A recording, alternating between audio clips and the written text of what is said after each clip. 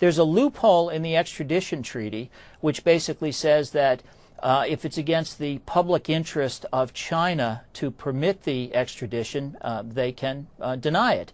There's also a second reason that they could deny extradition. Let's say he's arrested for espionage under U.S. espionage laws.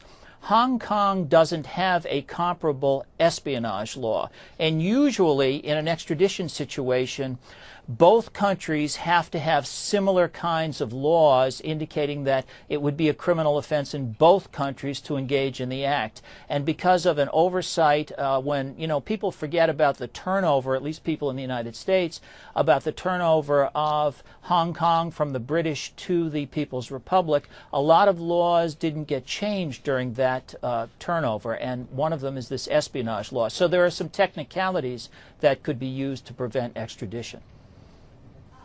All right, so we don't know where he is right now. He apparently checked out of his hotel. Where could he go? I mean, there was some talk about Iceland, but is that really a good choice given their newly elected government that's much more conservative and much closer to Washington? No, I don't think it would be a good place for him. Frankly, I think Hong Kong probably was an excellent selection if he was trying to avoid U.S. authorities. It's a place where free speech at least has had a grand tradition. It's also because of the problem with China. China may not be eager to assist the United States on this. So I think he's hopeful that the somewhat adversarial relationship that China's had with the United States through the years, I mean, we seem to be a little friendlier in recent months, but there's been a history of problems. So I think Hong Kong was a good choice for him, and he certainly doesn't want to have to live in a place like North Korea, which probably would give him asylum, and there's some other very unpleasant places in the world where you could live, probably where you could go. But I'm not surprised that he picked Hong Kong.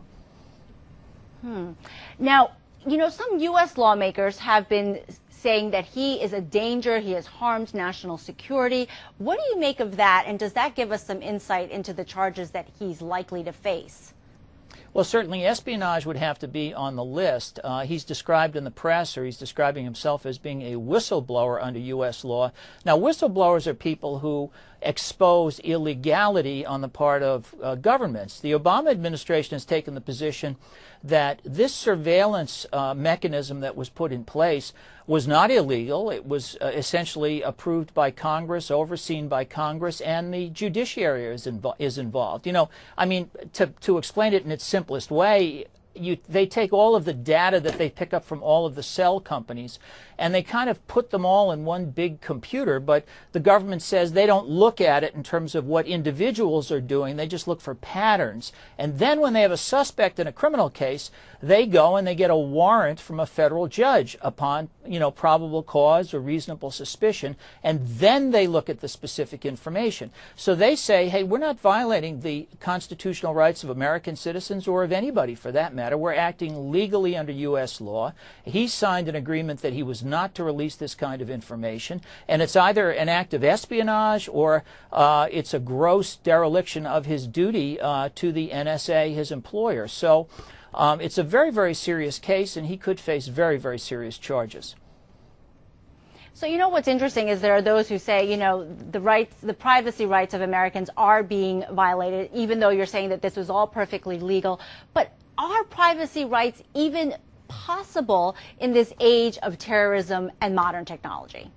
I think that's a great question because technology has taken us to a point, and we were watching the Apple stories you were running earlier. With these technology companies like Apple and Google, so much information about every person who owns a computer is sitting in a database someplace. We've really waived our privacy rights to a large extent by buying into the technology revolution. And the government is almost coming late to the table. I suspect Google knows a lot more about us than the U.S. government.